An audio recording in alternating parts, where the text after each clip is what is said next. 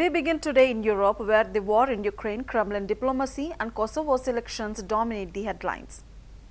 First, we turn to Ukraine's Sumy region, where Russian Akhmat units have intensified artillery, tank and drone operations. The strikes are part of a broader push to form a buffer zone along the border. Russian artillery, tanks and UAV units from the Akhmat formation operating under the North grouping have intensified combat operations across multiple sectors of Ukraine's Sumy region. Working around the clock, artillery crews are providing continuous fire support to advancing assault groups tasked with forming a buffer zone along the border. Footage released by Russian media offers a rare look at how Akhmat's press artillery group conducts non-stop strikes, coordinates with drones and sustains pressure on enemy positions as operations escalate on the Sumy front. Держим их на расстоянии от этого участка. Как настроение? Замечательное. Боевое самое главное. Боевое. Самое главное, с кем. Хорошая команда – это всегда залог успеха. Вот. Собственно говоря, чем мы занимаемся и выполняем свои задачи. Да, у нас все с хорошим боевым опытом уже в артиллерии, так что работаем быстро и самое главное по целям. За одну работу отрабатываем несколько целей. Не просто вышли, отработали там несколько выстрелов и вышли. Когда нам дают перенос огня, смену цели, 1, 2, 3 цели. Неважно, будь то ночь, день. То есть мы понимаем, внутренне понимаем, что мы одну цель взяли, поразили. Нам тут же дают вторую цель, отработали ту же третью. То есть вот этот поток, вот это классно. Не просто выбежали, отработали и ушли. А когда идет смена целей, то есть мы понимаем, что работаем. Будь то нам дают дальше, будь то дают нам ближе, цель левее, правее. Просто скачем по целям и отрабатываем, и поражаем. Помогают БПЛАшники вам? А без них никуда, это глаза наши. Это современные реалии. Это наша разведка, разведка, да, наша корректировка, наше все, наши глаза. За 300 или за 200 или нормально, такое приличное количество живой силы противника. Штурмовики благодарят вас? Да, конечно, потому что мы сейчас тем более работаем вблизи с ними. От нас требуется максимальная концентрация и четкость наших действий. Нельзя ни в коем случае допускать такого, чтобы там снаряд прилетел там по нашим, да, а там разница, к примеру, между штурмовиками там метров, допустим, 50, да. Вот, как бы, вот этого не допускаем. И, как бы, да, благодарят, конечно, потому что отрабатываем четко туда. The Kremlin said it agrees with US President Donald Trump's remarks that a peace deal to end the war in Ukraine is now a lot closer. The comments come after Trump held talks with Ukrainian President Volodymyr Zelensky in the United States. Kremlin spokesperson Dmitry Peskov confirmed that Russian President Vladimir Putin and Trump spoke by phone on Sunday and that another call between the two leaders is expected very soon. Peskov said a phone call between Putin and Zelensky is not currently being discussed. Russia currently controls around 1/5 of Ukrainian territory, including Crimea and large parts of eastern and southern regions, though most countries recognize these areas as part of Ukraine.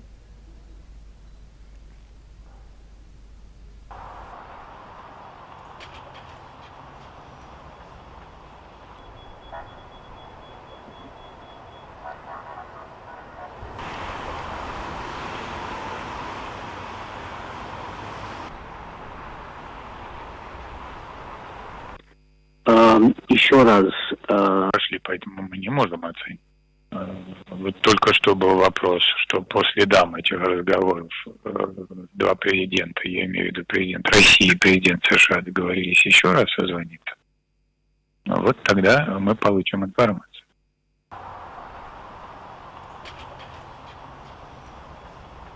После вчерашних переговоров в СМИ американских пошла информация о возможном телефонном.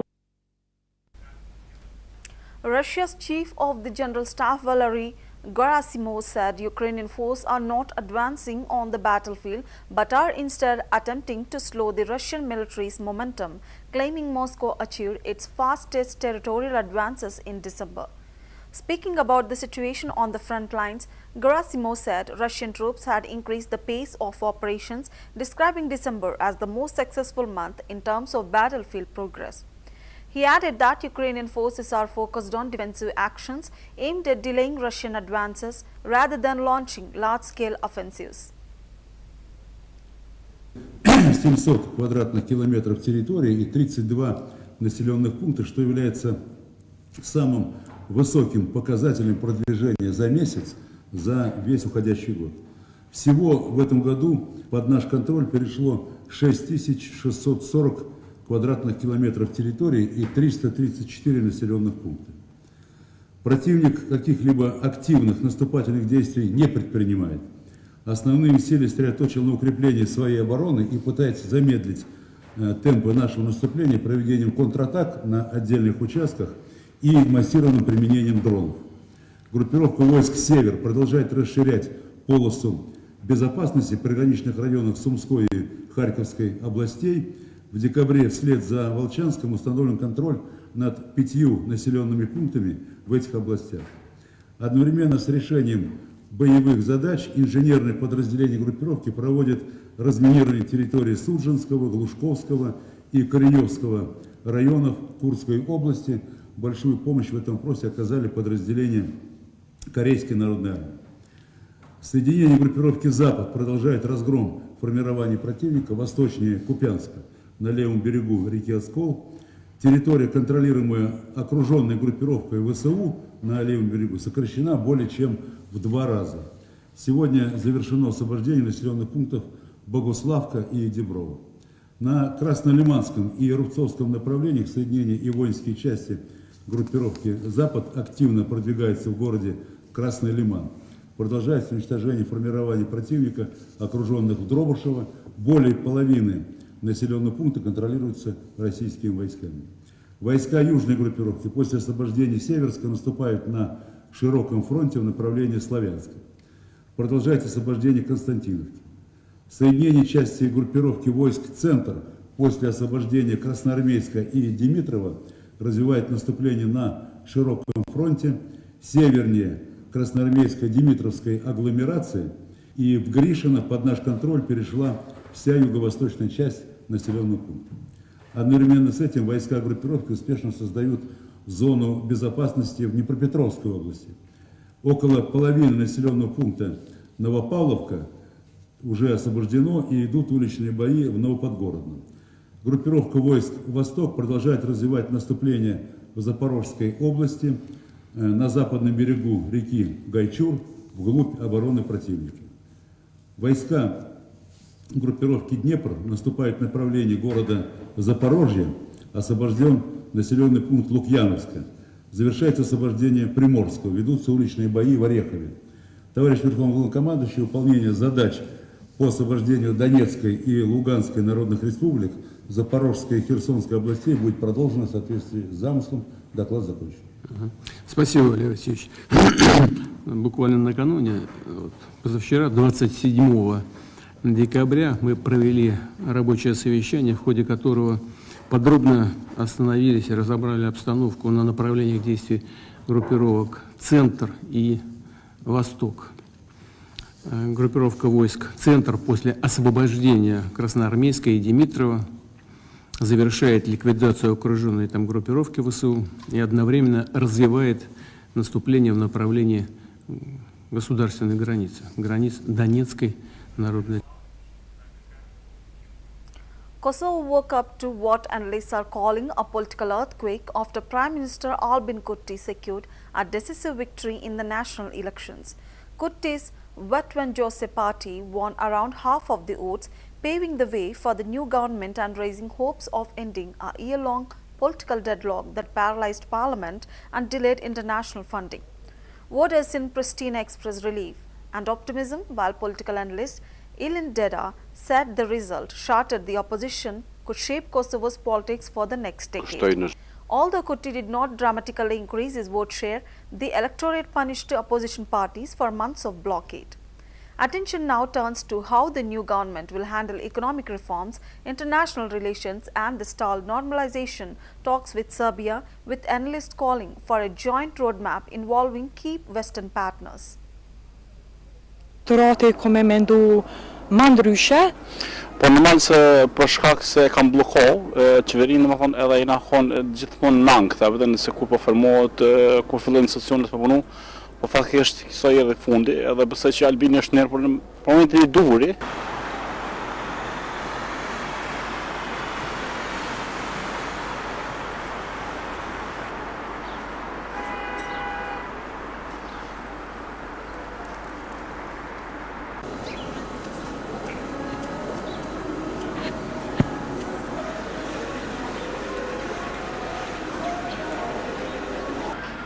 Well, it's a political earthquake that has shattered the opposition parties, and we are going to feel the consequences of this result for the next decade.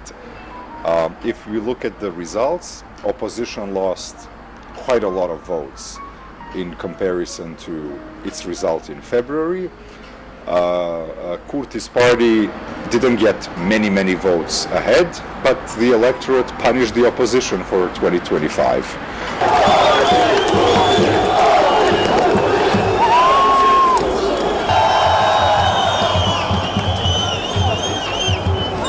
He will do the same what he has done in the last 5 years, because the electorate told him that he's doing the right thing, regardless of what other people, and including myself, think of his governance. Obviously, majority of people think that that's the right course. No problem.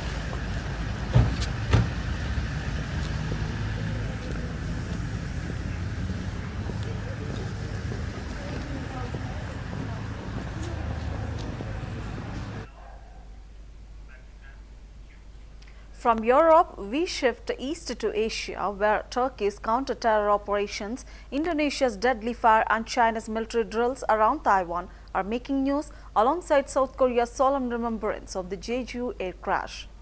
Turkish security forces carried out an overnight counter-terror operation in Alova province, northwest Turkey, after clashing with suspected Islamic State militants. Authorities said 6 militants were killed and 7 police officers wounded during the raid. The area was sealed off as special operations, police and gendarmerie units continued the operation amid heightened security following recent detentions of IS suspects accused of plotting attacks during holiday celebrations.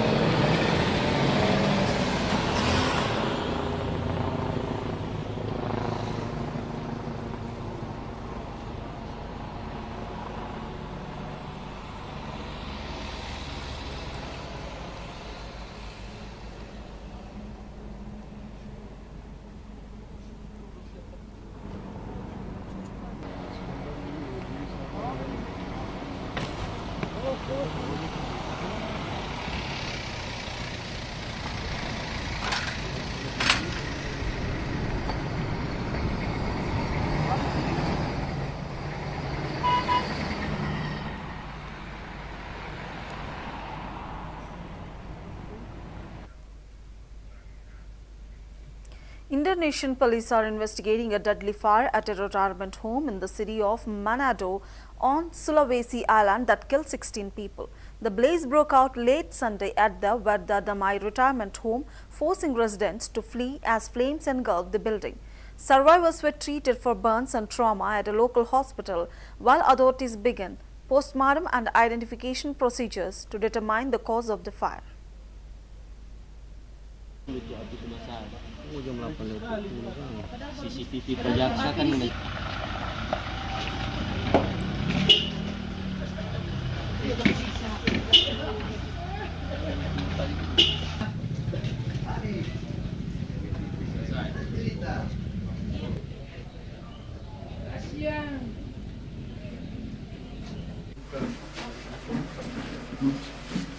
Kami berhasil mengevakuasi sebanyak 16 kantong jenazah, 16 kantong jenazah, dan selanjutnya kami evak ke Rumah Sakit Bayangkara Manado.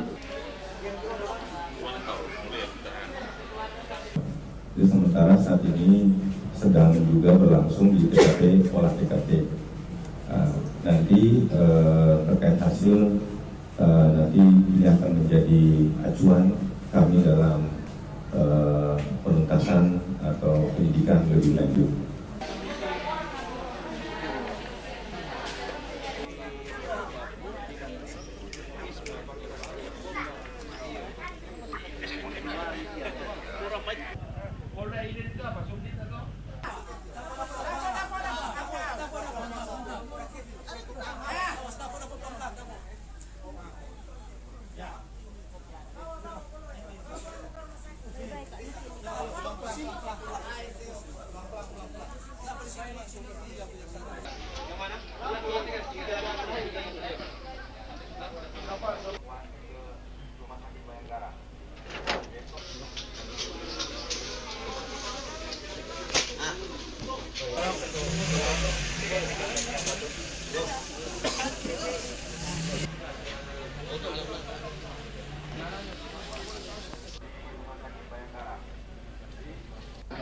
Oke, 3 kali 4 12.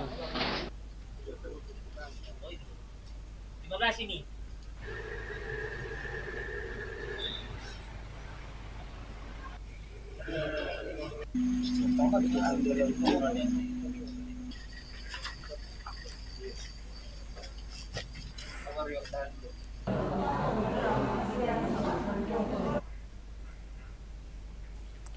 China's People's Liberation Army Eastern Theater Command has launched large-scale joint military drills around Taiwan under the code name Justice Mission 2025. From the very beginning, the exercises have included live-fire operations, bringing together Army, Navy, Air Force and Rocket Force units in a coordinated show of strength. Chinese military experts describe the drills as a demonstration of combat readiness and the ability to shift rapidly from training to real operations. The maneuvers highlight all-dimensional deterrence, focusing on sea-air patrols, joint strike capabilities and simulated blockades of key ports and areas around Taiwan. Newly released footage shows Rocket Force units preparing for action, declaring themselves ready for combat at any time. Warships, fighter jets, artillery and missile systems have been deployed across multiple sectors of the Taiwan Strait, with simulated strikes and maritime assault operations forming part of the scenario. Taiwan has responded by scrambling troops and showcasing US-made military hardware, while its security officials report Chinese vessels and aircraft deliberately closing in on the island's contiguous zone. The timing of the drills is significant, coming just days after Washington approved its largest ever arms package for Taipei, a move that has further heightened tensions across the region. 特别有4个字叫实弹射击。那么和历次的我们演习相比啊，我们过去的演习有的时候有实弹射击，有的没有这个科目，实际上也是演习的这样一个正常安排。而这一次的演习的最突出的一个亮点就是开局即开打，也就是说我们一开局一气呵成，形成了这样一个布势，我们的海空力量马上进入到这样一个建立了这样一个站位。那么它突出的可以说释放了这么3个信号。第一个，展示了我军全时待战、全时能战的这样一个强大能力。通俗的讲，我们想什么时候打就什么时候打，想怎么打就怎么打，可以说来之能战，战之能胜，战之必胜。第二个突出的信号呢，可以说展示了我军随时由训转战的这样一个。 South Korea marked the first anniversary of the Jeju air crash that killed 179 people as bereaved families gathered at the Muan International Airport to remember the victims and demand accountability. A minute-long siren sounded at 9:03 a.m., the exact moment the Boeing 737-800 crashed. Officials, including the Prime Minister and National Assembly Speaker, joined more than 1,200 attendees in laying flowers and honoring the victims. Family representatives voiced deep frustration over what they described as the lack of progress, transparency and accountability in the investigation, renewing calls for full disclosure, justice and systemic aviation safety reforms. 오늘만큼은 혼자 옳지 않아도 되는 날이다. 이 자리에 함께한 여러분 곁에서 마음을 놓고 울 수 있음에 저희는 그나마 따뜻한 위로를 느낍니다.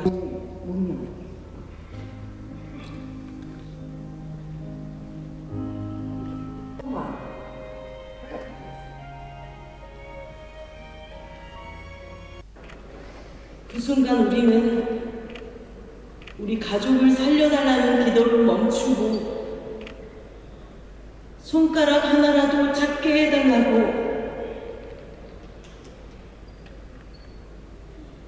인간이 그릴 수 있는 자연의 기록은 참담합니다. 사과 영권, 자료 공개 영권, 책임자 구속 영권 반드시 무너질 수 있도록 우리 유가족들은 멈추지 않겠습니다. 함께해 주신 모든 분들께 다시 한번 깊이 감사합니다. Staying in the region but moving westward, the Middle East is in focus, with President Trump warning Hamas, Netanyahu honoring Trump with Israel's top prize and Iran condemning Israel's recognition of Somaliland. US President Donald Trump has issued a stern warning to Hamas, saying the group could face severe consequences if it fails to disarm under the terms of a new agreement. Speaking alongside Israeli leaders, the president said Hamas had pledged to lay down its weapons and stressed that a coalition of countries stands ready to enforce the deal. He added that Israel would not be left to shoulder the responsibility alone. Trump also touched on the possible future role of the Palestinian Authority in Gaza, noting that meaningful reforms would be required before any involvement could take place. He described the developments as part of a broader push toward what he called real peace in the Middle East. Turning to regional tensions, the president addressed criticism from Turkish leader Recep Tayyip Erdogan directed at Israeli Prime Minister Benjamin Netanyahu. Trump said he knows Erdogan well and believes there will be no lasting problem between Turkey and Israel. On Iran, Trump delivered a sharp warning, cautioning against any attempt to rebuild military capabilities. He said such efforts would trigger a strong response. The remarks come as diplomatic efforts continue to stabilize the region and advance the next phase of the peace plan. Over here for a couple of days, and maybe we'll be surprising us on New Year's Eve. That'll be fine. Oh, thank you. And it's wonderful seeing you and Sarah and your whole group. Very talented group. We've done very good work together, and it'll continue. So thank you very much, baby. Thank you.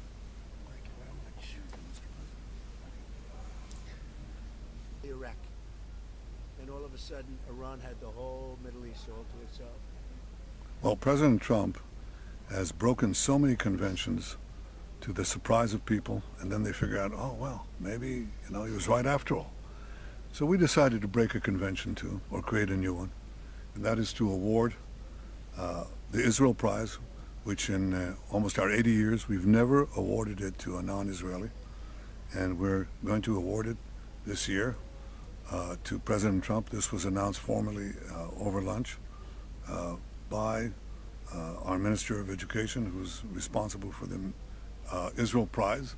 Is going to be awarded to President Donald J. Trump for his tremendous contributions to Israel and the Jewish people.